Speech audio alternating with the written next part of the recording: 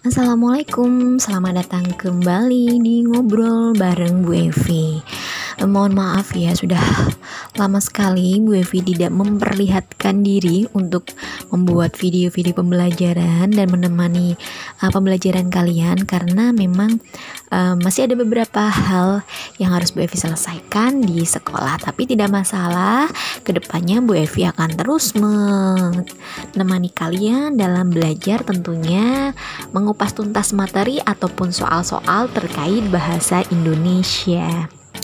Nah, untuk kali ini Bu Evi akan membahas tentang majas. Nah, siapa nih dari kalian semua yang sudah lama menunggu pembahasan tentang majas? Pasti sudah lama sekali karena ini juga salah satu hutang saya kepada kalian. Semoga dengan adanya video ini hutang saya sudah sedikit terlunasi ya. Nah, seperti biasa penyampaiannya nanti Bu Evi tidak akan sesuai dengan teori. Dalam artian AA pengertian majas-majas tertentu itu tidak akan sama dengan yang ada di buku maupun di sumber yang lain ya, tetapi ini sudah saya buat dengan bahasa saya sendiri dan tentunya semoga saja ini bisa kamu pahami gitu ya. Nah, seperti biasa sebelum Bu Evi lanjut ke video pembahasan, buat kalian yang belum subscribe silahkan subscribe dulu, like, komen, dan share ke teman-teman kalian biar Bu Evi tambah semangat lagi untuk membuat video-video pembelajaran yang lain dan tentunya berbagi ilmu dengan kalian semua. Terima kasih. Ngomong-ngomong tentang majas, ini itu sebenarnya materi menurut saya dulu waktu saya sekolah itu susah ya.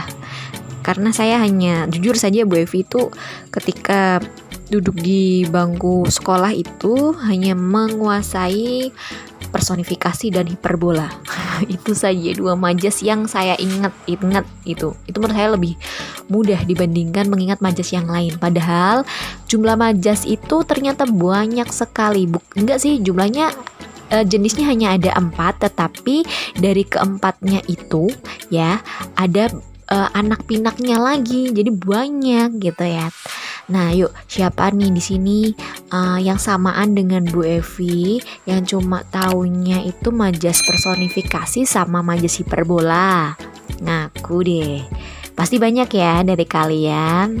Gak masalah, nanti Bu Evi bakal kasih kamu tips dan trik gimana untuk menghafalkan, untuk membedakan tentunya ya berbagai jenis majas yang lain. Jadi gak usah khawatir. Nah, majas sendiri itu merupakan bahasa indah untuk meningkatkan kesan dengan membandingkan suatu benda dengan benda yang lain. Jadi majas itu sebenarnya bahasa yang indah. Seindah apa sih majas itu gitu kan? Untuk memudahkan bagaimana sih cara kita agar bisa menghafal dan tentunya membedakan antara majas satu dengan yang lain. Nah, Bu Evi kasih triks ya. Jadi sebenarnya majas itu punya pasangan. Jadi gak cuman manusia aja guys yang punya pasangan, tapi majas pun punya. Nah, ini adalah salah satu tipsnya nih biar kamu itu gampang ingetnya. Nah, yang pertama adalah majas asosiasi dan pasangannya adalah majas simile.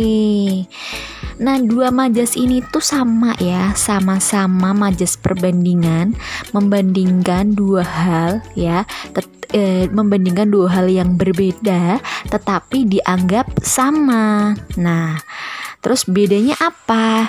Bedanya itu kalau asosiasi, sifat pembandingnya tidak dijelaskan. Tetapi kalau si simile, sifat pembandingnya dijelaskan. Nah, contohnya seperti apa sih? Langsung aja ya. Lebih memudahkan kalian untuk bisa membedakan mana yang asosiasi dan majas yang simile. Kita lihat dulu contoh yang asosiasi. Kalau untuk majas asosiasi, contohnya wajahnya bagaikan mayat. Nah, ada dua hal yang dibandingkan pada contoh tersebut. Yang pertama adalah kata wajah, ya kan? Kemudian yang kedua ada mayat. Ini dua hal yang dibandingkan, ya. Antara wajah dengan mayat itu yang dibandingkan. Kemudian tadi di situ ada ciri-cirinya ya. Sifat pembandingnya itu tidak dijelaskan. Ada sifat dari wajahnya si mayat nggak? Nggak ada kan? Kan mohon maaf nih ya, udah pernah lihat mayat belum? Maksudnya bukan yang nggak usah yang real ya, di TV-TV, di film-film gitu. Kalau kita lihat jenazah itu kan pasti pucet ya kan wajahnya kan, bener nggak? Nah pada tadi contohnya tadi itu ada nggak sih kata-kata pucat di situ yang nyelip? Tidak ada ya kan, cuma di situ cuma disampaikan wajahnya bagaikan mayat, nggak ada kata-kata wajahnya pucat bagaikan mayat, nggak ada, maka sifatnya tidak dijelaskan. Itulah yang dinamakan sifat tidak dijelaskan, dan itu merupakan contoh dari asosiasi. Nah lagi nih Mbak Evi kasih contoh lagi biar kamu paham. Nah, di sini ada kata semangatnya bagaikan baja.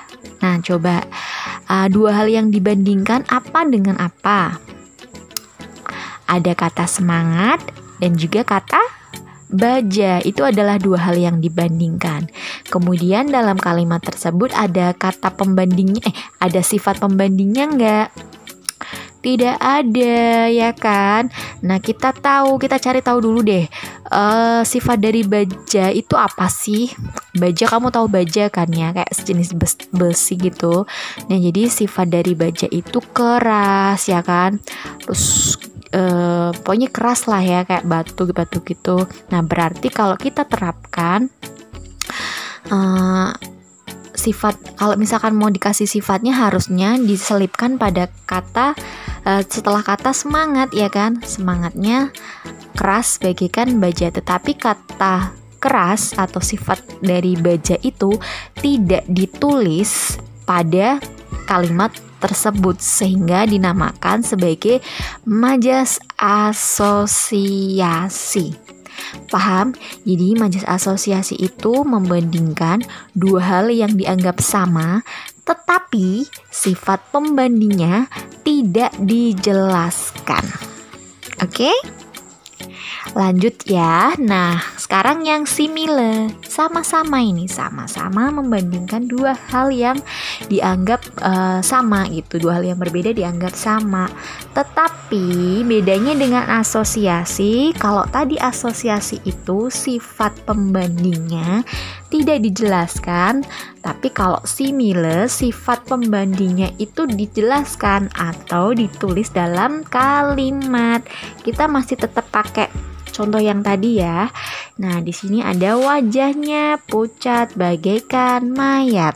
Nah, yang dibandingkan apa dengan apa? Masih sama, yang dibandingkan adalah kata wajah dan juga mayat. Kemudian tadi kita tahu sifat dari wajahnya si mayat itu apa sih? Oh, tadi sifat dari wajah si mayat itu pucat. Nah, pada kalimat itu kata pucatnya ditulis atau tidak?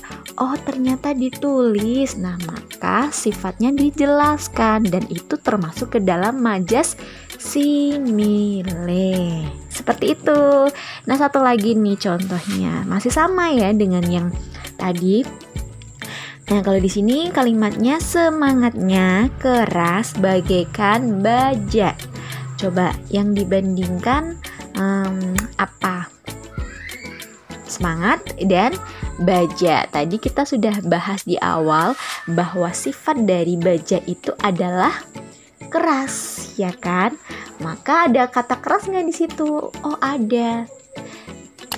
Berarti sifat dari pembandingnya ditulis atau dijelaskan dan itu termasuk ke dalam majas simile.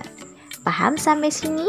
Jadi pasangan dari asosiasi itu adalah simile, ya. Pasangan majas selanjutnya ada majas personifikasi dan majas depersonifikasi. Ini pasangannya. Nah, kita bahas dulu. Untuk personifikasi ini sudah ibarat kalau bahasa Jawanya kius ngelotok ya. Sudah di luar kepala. Nah, intinya kalau personifikasi itu benda apapun ya, bisa benda hidup, benda mati. Yang penting bukan manusia ya. itu memiliki sifat seolah-olah seperti manusia. Jadi benda apapun di dunia ini, bisa benda hidup maupun benda mati, memiliki sifat seolah-olah seperti manusia. Nah, kita cari tahu dulu nih, benda yang termasuk benda hidup itu apa aja sih? Banyak ya. Contohnya saja, misalkan ada tumbuh-tumbuhan, itu kan termasuk benda hidup ya.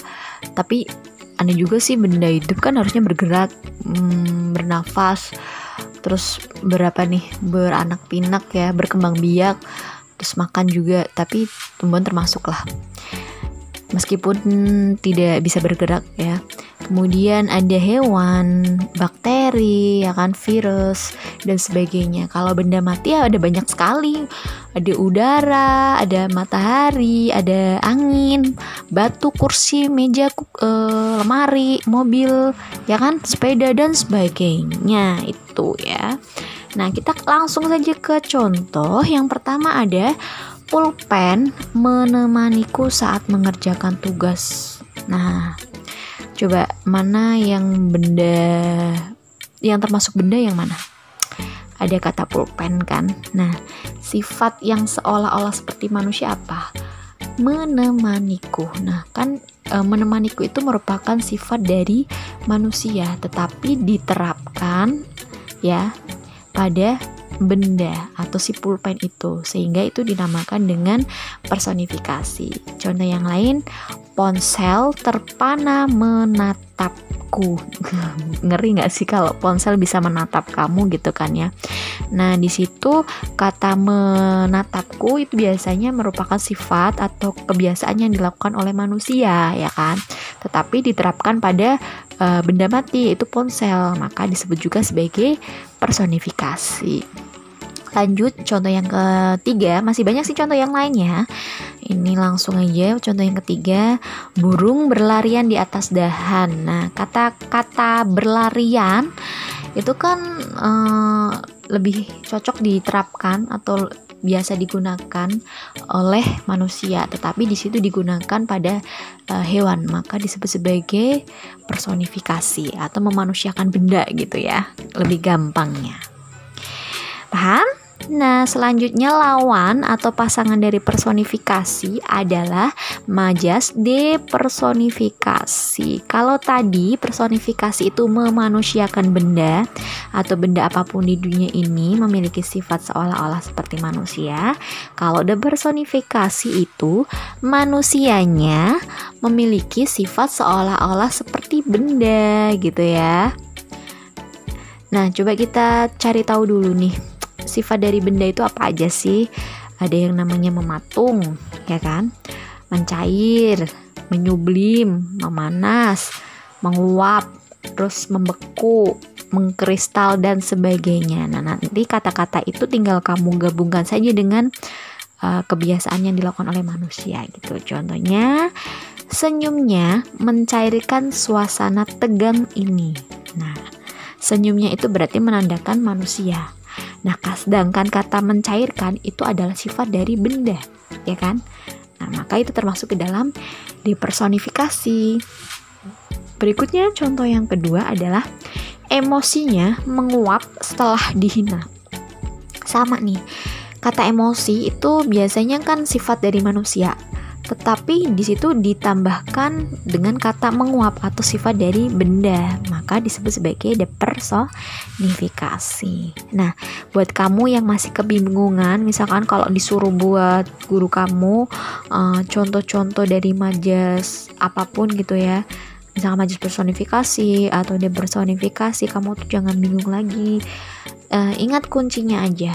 Misalkan kamu disuruh membuat majas personifikasi, nggak enak kan ya kalau setiap kali kita disuruh membuat contoh majas, terus apalagi personifikasi, kita pasti memberikan contohnya ini ombak berkejaran, terus rumput bergoyang. Itu kan sudah hal yang wah, di telinga itu dari zaman kapan itu udah kayak gitu terus gitu contohnya itu. Makanya cari inovasi baru dong. Caranya gimana?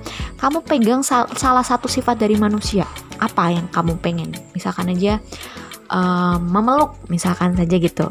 Memeluk kan sifat dari manusia kan. Kamu udah punya satu sifat manusia memeluk, tinggal kamu terapin aja sama benda di sekitar kamu. Misalkan dia guling, nah kamu ketemu guling, tinggal dibuat kalimat aja, guling memelukku tadi malam. Gampang kan? Itu udah jadi tuh majas personifikasi. Jadi nggak usah ribet ya. Sekali lagi, kalau disuruh membuat contoh, kamu tinggal cari dulu nih kata kuncinya apa ya. Kalau misalkan personifikasi, oh berarti saya harus cari salah satu sifat dari manusia itu apa. Kalau sudah, baru kamu cari bendanya. Udah tinggal digabungin aja, enak kan? Nah, jadi mulai sekarang nggak usah bingung lagi ya. Lanjut ke pasangan berikutnya, ada majas sinekdok. Sinekdok bukan medok ya, bukan karedok juga. Nah, untuk majas sinekdok itu emang dari dulu udah berpasangan ya. Ada 2 jenis nih, ada majas sinekdok pars pro toto dan juga ada majas sinekdok totem pro parte. Gampang, susah atau gampang? Kamu ingatnya pars sama totem aja deh gitu ya. Nah, bedanya apa sih? Untuk pars pro toto itu menyebutkan sebagian untuk keseluruhan. Contohnya, hingga sekarang Tony belum terlihat batang hidungnya. Tadi pengertiannya menyebutkan sebagian untuk atau dengan maksud keseluruhan. Dari contoh yang pertama itu kan ada kata-kata belum terlihat batang hidungnya. Kata batang hidungnya itu bukan yang dimaksud dari kalimat itu, bukan beneran cuma batang hidung seseorang aja gitu.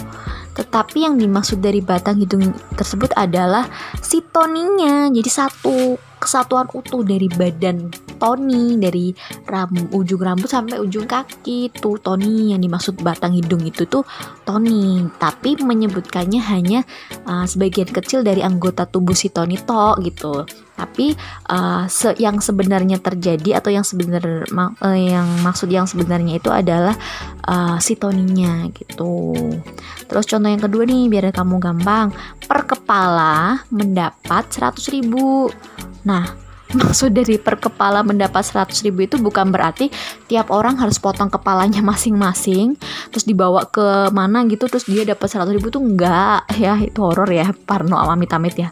Tapi maksudnya adalah dari kata per kepala ini itu setiap orang itu mendapat 100.000. Nah, itu yang dinamakan dengan menyebutkan hanya sebagian dari anggota tubuhnya saja, tetapi maksudnya itu untuk semuanya gitu. Contoh yang lain misalkan aja per ekor dihargai 10.000 rupiah. Nah, maksudnya bukan ekor cuma 1 ekor tok terus 10.000 itu bukan, tapi dari hewan itu dihargai, satu hewan itu dihargai 10.000 gitu. Maksudnya seperti itu ya. Nah, kebalikan dari pars pro toto, kalau totem pro parte itu menyebutkan keseluruhan ya. Jadi semua, menyebutkan semua tetapi dengan maksud hanya sebagian saja gitu. Menyebutkannya semua tapi untuk sebagian. Contohnya, lomba catur dimenangkan oleh SMK Negeri 2 Pekalongan. Nah, kita tahu kan kalau lomba catur itu hanya dimainkan oleh 2 orang. Iya kan, nggak mungkin kan dimainkan oleh satu papan catur, dimainkan oleh satu sekolahan, itu nggak mungkin. Nah, tapi di kalimat tersebut kan menunjukkan lomba catur dimenangkan oleh SMK Negeri 2 Pekalongan.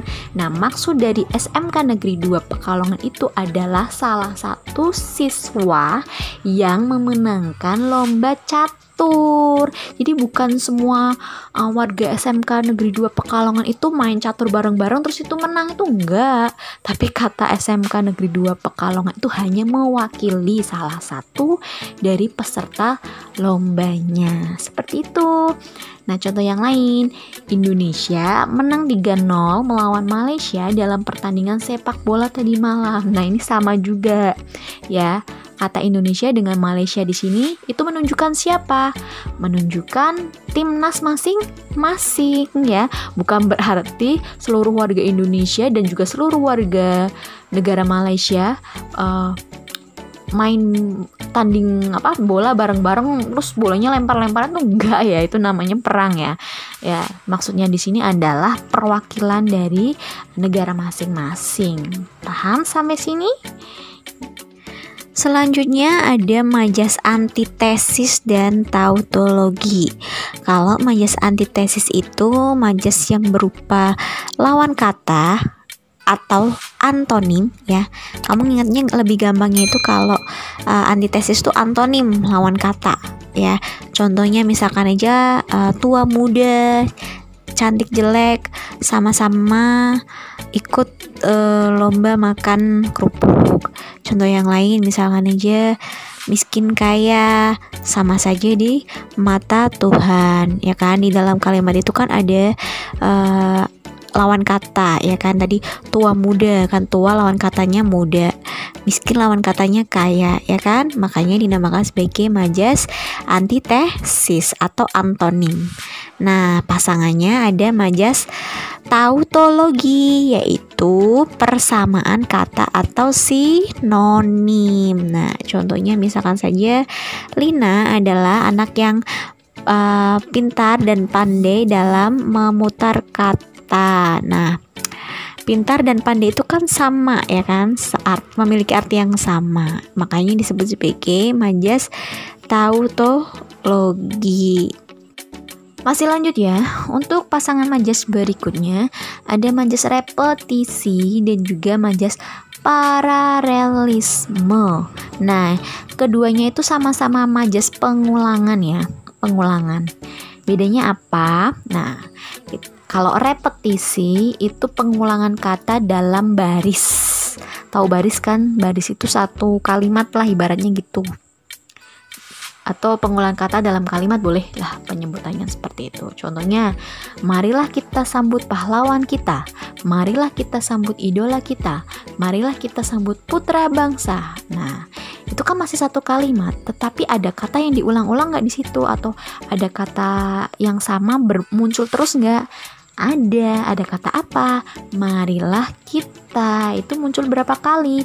Ada 3 kali dan dalam satu kalimat, maka disebut sebagai repetisi. Contoh yang lain, dialah yang kutunggu, dialah yang kunanti, dialah yang kuharap. Itu kan masih dalam satu kalimat. Kemudian dalam satu kalimat itu terdapat satu kata yang muncul terus atau yang diulang-ulang terus, yaitu ada kata dialah. Maka itu juga termasuk ke dalam repetisi. Mudah kan untuk mengingatnya? Nah, pasangannya paralelisme, sama-sama pengulangan. Nah, untuk paralelisme itu biasanya muncul dalam puisi karena pengulangannya dalam satu bait. Tahu bait kan? Ayo, ngaku nih. Ada yang belum tahu bait jangan-jangan nih. Jadi bait itu adalah kumpulan dari beberapa baris ke bawah lah gitu.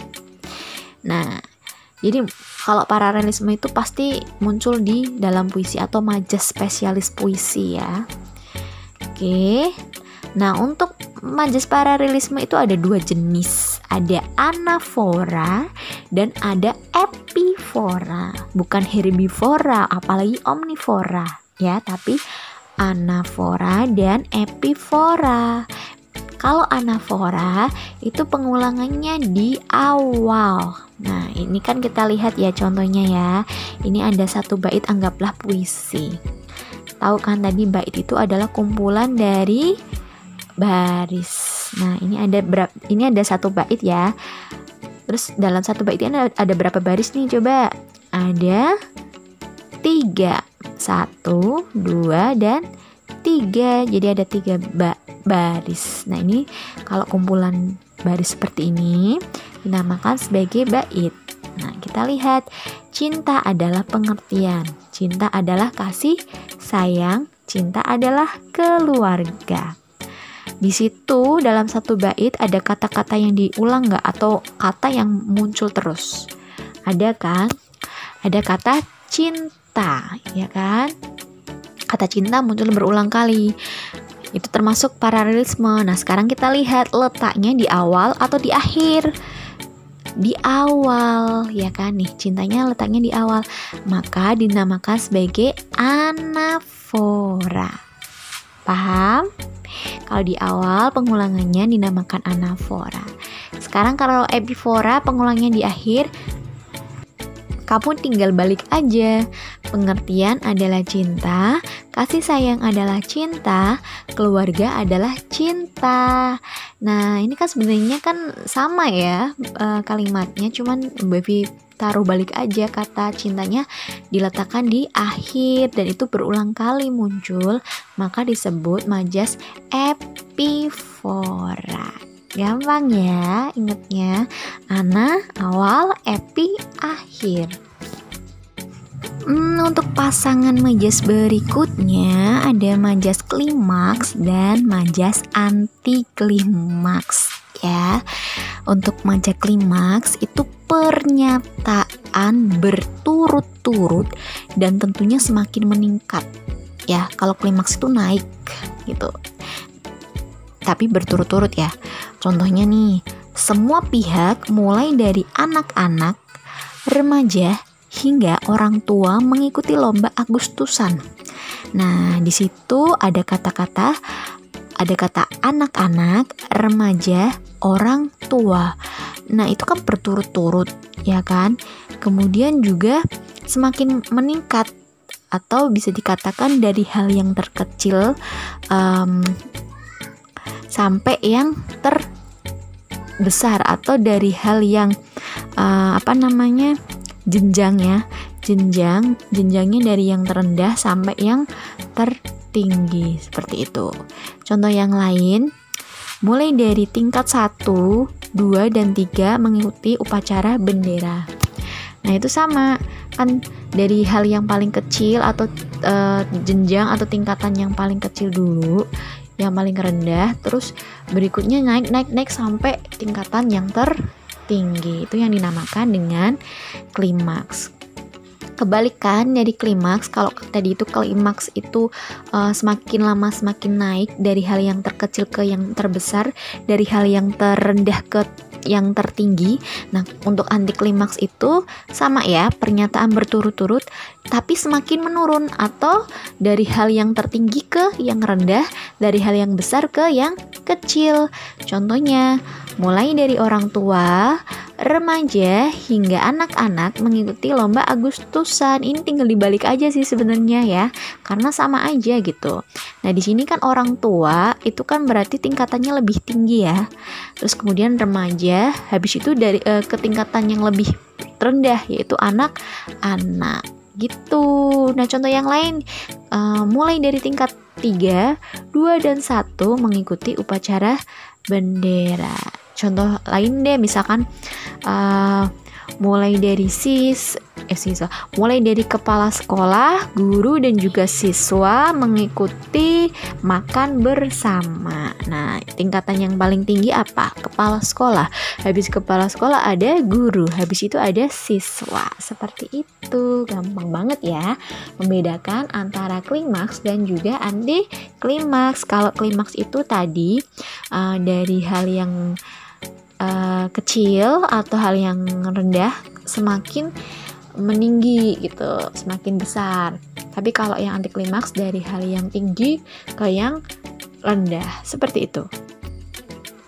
Berikutnya ada metafora. Nah, untuk metafora itu mengungkapkan dengan analogis. Kalau Bu Evi sih lebih ke ini, cara gampang menghafalkannya. Kalau metafora itu berupa kiasan. Ya, kiasan, udah gitu aja sih kalau saya lebih mudahnya. Langsung saja ke contoh. Yang pertama, dia dianggap anak emas. Nah, coba dari kalimat itu kiasannya yang mana? Yang anak emas. Artinya anak emas itu apa sih? Apakah benar-benar wujudnya emas? Enggak, anak emas itu anak yang berharga. ya, seperti itu. Terus contoh yang lain, setelah ayahnya meninggal, Rudy adalah tulang punggung bagi keluarganya. Nah, kata tulang punggung itu kan salah satu dari contoh kiasan.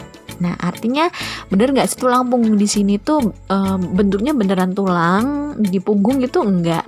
Arti dari tulang punggung di sini adalah dia yang menjadi pencari nafkah, seperti itu. Lebih mudahnya sih kalau saya metafora itu berupa kiasan. Udah gitu doang. Gampang ya. Lanjut ke alegori.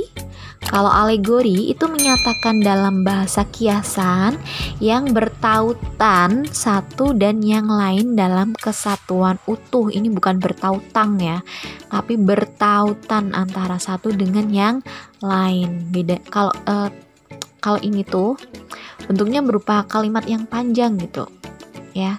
Contohnya langsung aja deh. Hati-hatilah kamu dalam mendayung bahtera rumah tangga, mengarungi lautan kehidupan yang penuh dengan badai dan gelombang. Pengertiannya kan di situ berupa kiasan, tetapi yang perlu kamu garis bawahi adalah bertautan satu dengan yang lain. Maksud bertautan itu berkesinambungan gitu. Kita lihat contohnya tadi. Di sini ada kata mendayung, ya kan? Mendayung itu biasanya di mana sih? Di lautan atau di sungai. Nah, di sini juga terdapat lautan, ada kata lautan kan, saling berkaitan antara satu dengan yang lain. Terus di dalam lautan atau ketika kita melakukan perjalanan di laut, itu pasti kita kadang menemui yang namanya badai dan juga gelombang. Nah, ini sama dengan pengibaratan sih sebenarnya.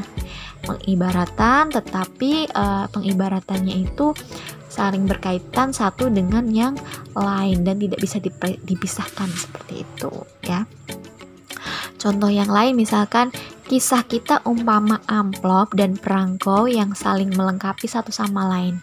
Kita nggak tahu kalau dalam sebuah surat itu pasti ada yang namanya amplop dan juga perangko gitu kan. Nah, ini adalah satu kesatuan yang utuh ya kan. Satu kesatuan utuh itu dia hidup di dalam hal yang sama gitu, dan tentunya bertautan dengan satu dengan yang lain, seperti itu. Dan tentunya masih banyak contoh yang lainnya, silakan kalian bisa cari-cari contoh yang lain. Berikutnya ada majas simbolik. Nah, majas simbolik itu gampang nih cara, kayaknya kamu nggak kamu sadarin pun kamu udah biasa ya menyebutkan majas simbolik ya. Karena apa? Karena majas simbolik itu menggunakan benda, binatang, warna, tumbuhan sebagai simbol atau lambang. Nah, contohnya ia terkenal sebagai buaya darat. Kita kalau lihat binatang ya, misalkan aja buaya ya kan, buaya darat. Buaya itu diibaratkan laki-laki yang suka memainkan perasaan wanita. Itu dijadikan sebagai simbol ya kan. Terus kalau hewan yang lain tuh misalkan tikus ya kan. Tikus kan juga kadang dibuat sebagai simbol-simbol tertentu kan. Nah, contohnya kita harus segera membasmi tikus-tikus yang ada di dewan parlemen kita. Ari dari tikus di sini bukan tikus hewan beneran pengerat itu bukan, tapi tikus di sini merupakan koruptor. Nah, contoh yang lain dari tadi kan udah binatang ya. Kalau benda misalkan aja ini nih, kalau kamu lagi jalan ya kan, terus di pinggir-pinggir jalan tuh ada gambar kayak garpu sama sendok. Nah, itu menunjukkan simbol rumah makan ya kan. Terus kalau misalkan dari warna, nah kalau warna putih itu biasanya menyimbolkan atau melambangkan apa? Kesucian. Kalau merah berani. Terus kalau biru tenang dan sebagainya ya. Terus kalau misalkan dari tumbuhan ya, misalkan saja mawar tuh identik dengan ini ya, romantis gitu ya, sedang kasmaran gitu. Terus kalau misalkan apa lagi ya, teratai itu melambangkan pengabdian gitu, dan sebagainya, masih banyak lagi. Lanjut ya, majas berikutnya adalah majas metonimia.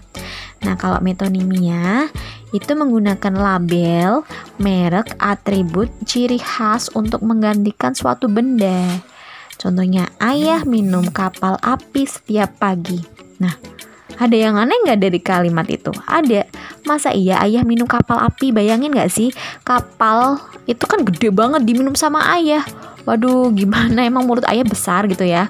Atau jangan-jangan ini kapal kapal mainan? Enggak. Nah, maksud dari kapal api tersebut adalah merek dari sebuah kopi, produk minuman gitu. Jadi bukan kapal api beneran terus diminum air, itu bukan, tapi itu menunjukkan sebuah merek atau produk dari minuman yang punya judul produknya itu atau nama produknya adalah kapal api. Terus berikutnya, Doni pergi ke Jakarta naik Garuda. Wah, gila banget ya, emang ini zaman kapan gitu ya, zaman masih ada itu apa, film gunung meletus apa sih, nenek lampir gitu-gitu.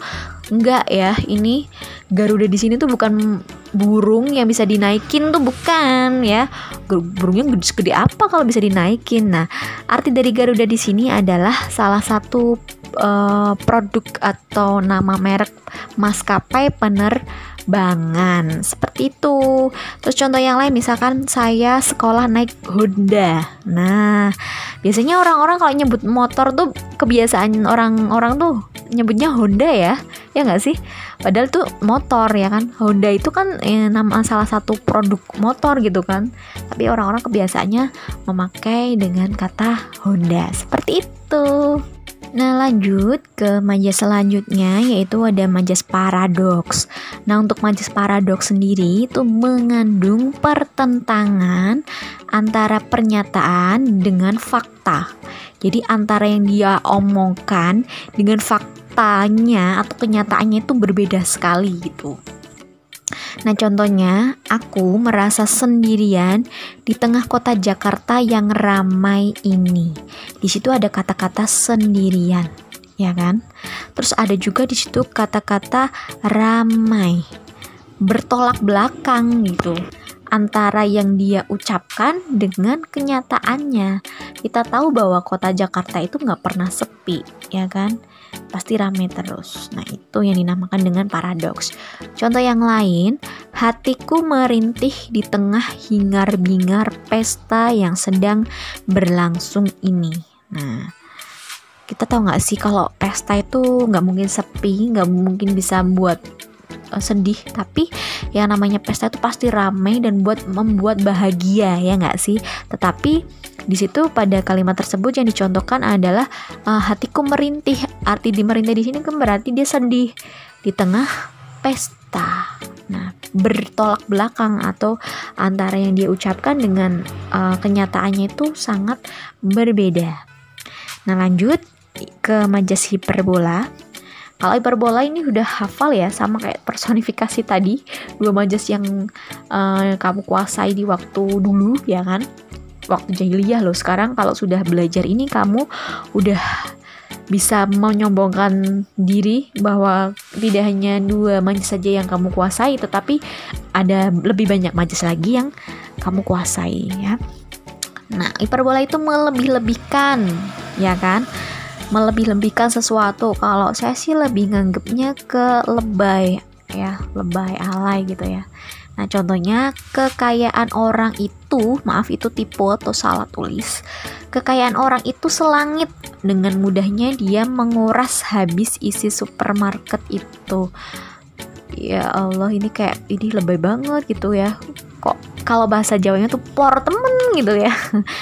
Nah, ini tuh kayak hal-hal yang dilebih-lebihkan. Masa iya sampai bisa menguras habis isi supermarket, itu kan berlebihan banget. Nah, itu namanya hiperbola. Contoh yang lain, saya setengah mati mengerjakan soal matematika ini. Ya Allah, emang rasanya setengah mati itu seperti apa sih, ya kan? Kita kan nggak tahu orang mati itu rasanya apa. Kok ini ada kata setengah mati gitu kan? Itu kan berlebihan sekali. Makanya dinamakan dengan hiperbola. Untuk majas berikutnya ada majas litotes. Nah, ini litotes tuh bukan buah-buahan terus dikasih sambal gitu ya, bukan. Itu kalau itu lotes ya, lotek bukan ya. Nah, litotes itu berlawanan dari kenyataan dengan mengecilkan atau mengurangi sesuatu. Kalau saya sih lebih ke merendahkan diri. Nah, litotes itu merendahkan diri. Contohnya, apa yang kuberikan ini sungguh tidak ada artinya sama sekali. Nah, di situ kan dia nggak sombong ya, dia lebih merendahkan diri di hadapan orang lain, makanya disebut sebagai litotes. Terus yang kedua contohnya, mengapa kamu bertanya pada orang yang bodoh seperti saya ini? Nah, di situ dia juga merendahkan dirinya sendiri, dia tidak sombong ya kan.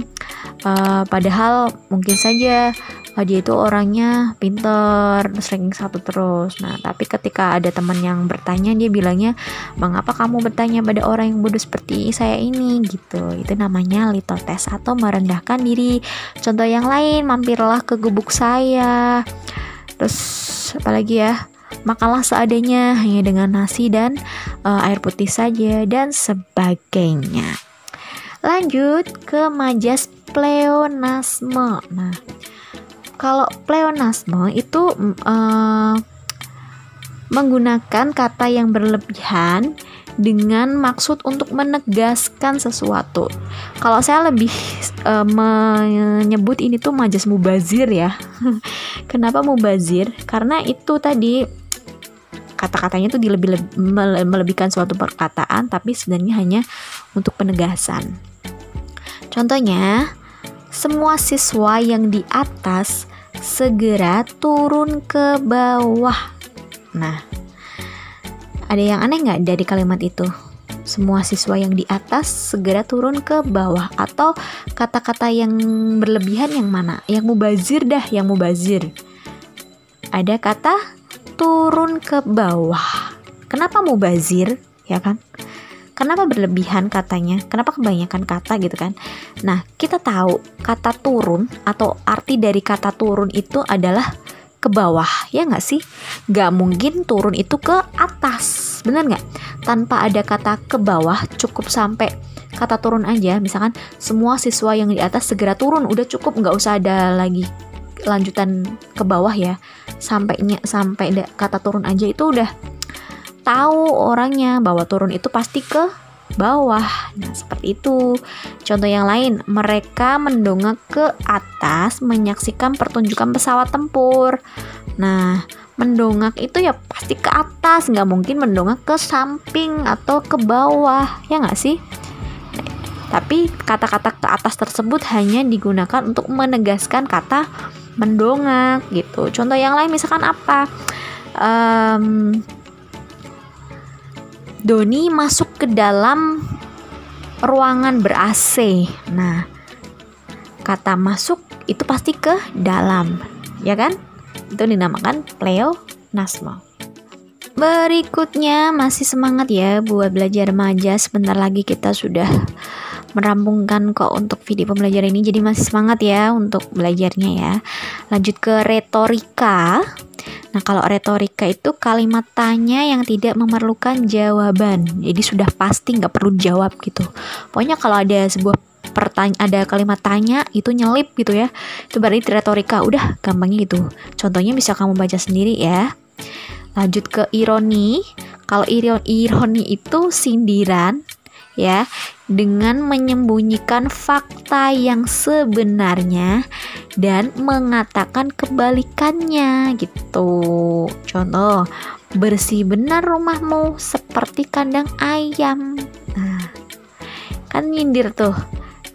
Kenapa ada kata-kata seperti kandang ayam? Berarti rumahnya itu kotor, berantakan. Tetapi dia ngomongnya itu bersih, ya kan? Itu menyembunyikan fakta bahwa rumahnya itu kotor, seperti itu. Contoh yang lain, merdu sekali suaramu, saking merdunya kaca pun hampir pecah. Nah kan, padahal itu suaranya adalah yang jelek gitu. Itu merupakan majas ironi.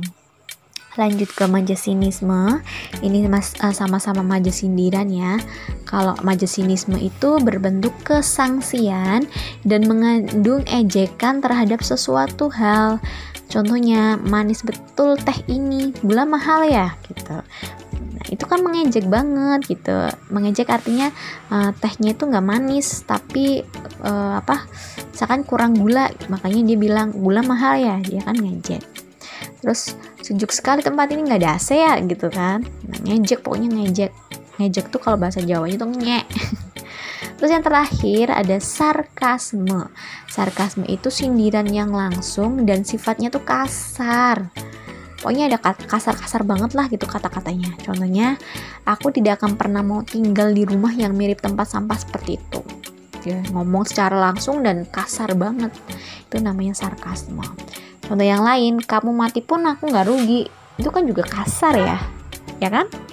Itu tadi pembahasan mengenai majas, dan tentunya masih banyak jenis majas yang lainnya. Tetapi tadi itu beberapa majas yang sering banget muncul pada soal-soal, baik itu soal UAS maupun soal PTS. Jadi silakan kamu pahami ya, dan semoga ini bisa bermanfaat. Nah, seperti biasa, sebelum Bu Evi akhiri video kali ini, buat kalian yang masih bingung tentang materi-materi bahasa Indonesia lainnya, ataupun buat kalian yang ingin berdiskusi dan berkonsultasi kaitannya dengan soal-soal bahasa Indonesia, bisa banget Bu Evi bakal bantu kalian dengan cara silahkan kamu itu komen pada kolom komentar ataupun DM via Instagram ya sudah Bu Evi cantumkan pada deskripsi. Nah, Bu Evi pamit undur diri. Nantikan video-video pembelajaran lainnya tetap di channel Ngobrol Bareng Bu Evi. Wassalamualaikum warahmatullahi wabarakatuh.